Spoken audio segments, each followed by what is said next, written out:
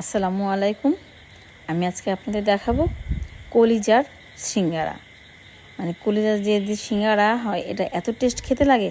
এটা কে কে খেয়েছেন আমি জানি না, তবে আমাদের পাবনায় কিন্তু এটা অনেক ফেমাস। তাই আমি আপনাদের সেই রেসিপি দেখাচ্ছি। এখানে আমি কলিজা রান্না করছিলাম, সেখান থেকে কিছুটা তুলে নিয়েছি। যদি অল্প কিছু নিয়েছি, কিন্তু এটাতে অনেকগুলাই সিঙ্গারা আমার হয়ে যাবে। আর আপনাদের যদি কলিজা রান্না থাকে বাড়িতে বা গোস্তের মধ্যে রান্না করে থাকে, সেটা নিয়েও করতে পারেন, বা আলাদা কলিজা রান্না করে নিয়েও করতে পারেন। তাই আমি আমার রান্না কলিজা আমি সেটা দিয়ে আপনাদের দেখাচ্ছি। তো দেখেন, আমি কলিজাগুলো এখানে ছোটো ছোটো করে কেটে নিচ্ছি। আগে ছোটো ছোটো করে রান্না ছিল, তারপর আরেকটু ছোটো ছোটো করে কেটে নিলাম। দেখেন আমার কলিজাগুলো কাটা হয়ে গেল। আর এখানে আমি কড়াইতে পরিমাণ মতো তেল দিয়ে দিলাম 1 কাপের বেশি পেঁয়াজ কুচি। এই পেঁয়াজ কুচিটা একটু নাড়াচাড়া করে নিয়ে দিয়ে দিলাম এখানে মরিচ কুচি। মরিচটাও কিন্তু আপনার হচ্ছে, যেহেতু পেঁয়াজ কমে যাবে আবার মরিচের গুঁড়া যাবে, তাই খুব বেশি একটা দেওয়ার দরকার নেই, কারণ ঝাল হয়ে যাবে। আর ওটা যখন ভাজা হচ্ছে, তখন আমি এখানে অলরেডি ময়দা মাখাই নিচ্ছি। ময়দা নিলাম, তারপর পরিমাণ মতো লবণ দিলাম, আর সামান্য চিনি দিয়েছি। তা আমি সব শুকনো উপকরণ দিয়ে এখন এটাকে মাখাই নিচ্ছি তেলটাকে খুব সুন্দর করে। আপনারা দেখতে পাচ্ছেন যখন এরকম মোট পাকাবে, তখন আমার আটাটাই তেল মাখানো হয়ে গেছে। এখন অল্প অল্প করে দিয়ে আমি ডোটা সুন্দর করে মাখিয়ে নিচ্ছি।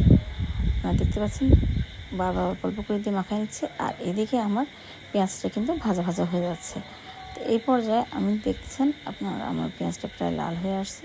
তখন এর মধ্যে আমি এক করে মশলা দিচ্ছি। প্রথমে দিলাম রসুন বাটা আধা চা চামচ একটু বেশি, তারপর আদা বাটা। এটা দিয়ে একটু নেড়ে নিয়ে তারপর আমি এর মধ্যে দিয়ে দিচ্ছি হলুদের গুঁড়া, মরিচের গুঁড়া, ধনিয়ার গুঁড়া, আর জিরার গুঁড়া এবং গরম মশলা গুঁড়া সবই হাফ চা চামচের মতো দিয়েছি। এবং লবণটাও হাফ চা চামচের মতো দিয়েছি। পানিটা অল্প হয়ে যাবে তাই। তারপর অল্প একটু পানি দিয়ে এটাকে কষিয়ে নিচ্ছি। এই মশলাটা আপনারা যত ভালো কষাতে পারবেন ততটাই ভালো হবে, কারণ আপনার কলিজাটা তো রান্না, এই জন্যে আমি কিন্তু মশলাটা ভালো করে কষিয়ে নিচ্ছি।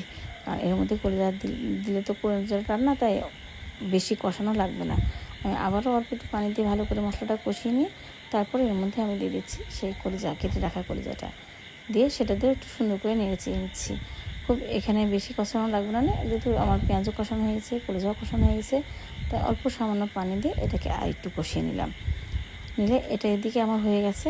দেখেন আপনারা দেখতে পাবেন যখন এরকমভাবে তেল ছাড়া যাবে, পানিটা শুকিয়ে যাবে, তখন এটা হয়ে গেছে। আর এদিকে আমি যে আটাটা রেখে দিয়েছিলাম, এখন সেটাকে মাখায় নিচ্ছি সুন্দর করে। আপনারা দেখতে পাচ্ছেন সুন্দর করে এটা মাখায় নিয়ে আমি এটা একটা থালা দিয়ে ঢেকে রেখে সাইডে ছড়ায় রাখলাম। আর এখন সেই কলিজা রান্নাটা বাটির মধ্যে বেড়ে নিচ্ছি। আপনারা দেখতে পাচ্ছেন এখন আমি এটাও ছড়াই রেখে দিই। এখন সেই আটাটা নিয়ে আমি এখন এখান থেকে লিচি কেটে নেব। আমি এখান থেকে মোট 4টা রুটির লিচি কেটে নিয়েছি। এই লিচি কেটে নিয়ে এই রুটিটাকে এখন সুন্দর করে বেলবো। বেলাটা আমরা যেরকম রুটি খাই ঠিক সেরকমভাবে বেললেই হবে, মানে পাতলা মতো। একদম আবার পাতলা না, কারণ আমার রুটিটা সিঙ্গার সঙ্গে মিল খাবে তাই। এখন আমি পেটে নিয়ে এখন আমি এখানে কেটে নিচ্ছি। এটাকে সুন্দর 4 ভাগ করে কেটে নিচ্ছি। আমি ঠিক যেভাবে দেখাচ্ছি আপনারা এইভাবে বানাবেন, দেখবেন বাসাতে খুব সুন্দরভাবে আপনি সিঙ্গারার শেপটা দিতে পারবেন। তো আমি যে এইভাবে 4টা কেটে নিয়ে এখন একসঙ্গে করে নিয়ে এখন এক সাইড থেকে অল্প একটু কেটে ফেলে দিচ্ছি। আর এটা ফেলে দিলে আপনারা সিঙ্গারার শেপটা বাসাতে খুব সুন্দর করে দিতে পারবেন। তারপরে এই যে এটা নিয়ে নিয়েছি, তার 4 সাইড দিয়ে আমি এখন 2 সাইড দিয়ে পানি মিলিয়ে নিলাম। নিয়ে ঠিক কীভাবে ভাজ দিছি এটা ক্যামেরাতে প্রথমটাতে ঠিক তো আসেনি, তাই আমি আবার দ্বিতীয়টাতে আপনাদেরকে দেখাই দিচ্ছি। এখানে আবার ওই সাইড দিয়ে পানি নিলাম, নিয়ে তারপরে কীভাবে ভাজ দেবো আপনার হাতের মধ্যে দেখে নিলে আপনারা শিখে নিতে পারবেন। একটার উপর একটা এইভাবে যে পানি লাগাচ্ছি সেটার উপর দিয়ে এইভাবে লাগাই দিলাম। লাগাই দিলে দেখেন এটা গর্ত হয়ে গেল। গর্ত হয়ে গেলে এখন এর মধ্যে আমি পুরটা দিয়ে দিব। পুরটা দিয়ে দেওয়ার পরে আমি মুখটা আবার সেল করে দেব পানি লাগায়। তাহলে আপনার সিঙ্গারার শেপটা খুব সুন্দর হয়ে যাবে। আমি আপনাদের দেখাই দিলাম। পানি দিয়ে দিচ্ছি এখন আঙুল দিয়ে আবার উপরটাতে দিয়ে এটা আবার সিল করে দিচ্ছি। এখানে আমি কত সামান্য তেল দিয়েছিলাম, তাও দেখেন এতটাই তেল হয়ে যাচ্ছে যে আমার বের হয়ে যাচ্ছিলো। তাই জন্য পেঁয়াজ ভাজার সময় একটু পারলে তেল একটু কম পরিমাণে দেবেন। তো আমার যে সিঙ্গারা রেডি হয়ে গেছে। আর আমি কড়াইতে তেল গরমে দিয়েছিলাম। যখন এটা তেলটা খুব হিট হওয়ার পর একটু ঠান্ডা করে নেবেন, নিয়ে তারপরে আপনারা সিঙ্গারাগুলো দিবেন। তাহলে আপনার সিঙ্গারাগুলো কড়াইয়ের সঙ্গে লাগবে না। আর এটা হালকা টু মিডিয়াম হেজেই ভাজবেন, তাহলে আপনার ভেতর পর্যন্ত সিঙ্গারাটা খুব সুন্দর করে ভাজা হয়ে যাবে। এভাবে বারবার উল্টাপাল্টায় ভেজে নেবেন। যখন লাল কালার হয়ে যাবে ভাজা মুচমুচে, তখনই আপনারা এটা নামায় ফেলতে পারবেন। আমি দেখাই দিচ্ছি আপনাদের কতটা সুন্দর লাল কালারটা আমি ভেজেছি। আমার এটা ভাজা হয়ে গেছে। এখন আমি এক এক করে এগুলো তুলে নিচ্ছি।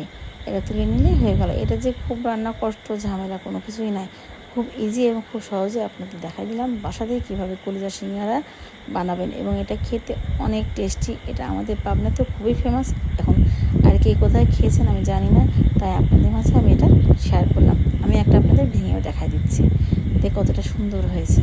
সবাই ভালো থাকবেন। আসসালামু আলাইকুম।